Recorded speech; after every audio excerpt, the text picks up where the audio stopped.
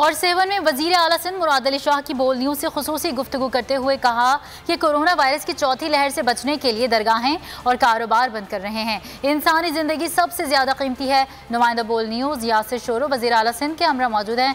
बताइएगा यासिर, क्या कहना है वजीर आला का? सर, बल्दियाती इलेक्शन करीब है और उसके साथ साथ सिंध में 3 इश्यूज़ चल रहे हैं। एक तो आपके हल्का इंतखाब का है सेवन शरीफ का। शहरियों का ये भी एक बड़ा मसला है कि कलंदर की नगरी के रहवासी जो हैं उनका पूरा कारोबार दरगाह की निस्बत से है।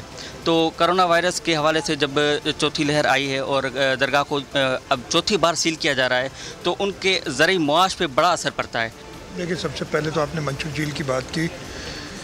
मंसूर झील जब से ये RBOD का इशू था और पानी जो गंदा पानी आ रहा था उसने उसको ख़राब किया। बहुत अरसे से ये इशू चल रहा था। मैंने 2017 में पहली बार, उस वक्त जब नवाज़ शरीफ साहब की कैबिनेट थी, फेडरल गवर्नमेंट थी, उसमें मैंने CCI की एक मीटिंग में रेज़ किया था और वो स्कीम भी डलवाई थी फेडरल गवर्नमेंट, इसलिए कि हमारे पास इतनी रिसोर्सेज नहीं कि हम सूबे से उसको हम पूरा कर सकें।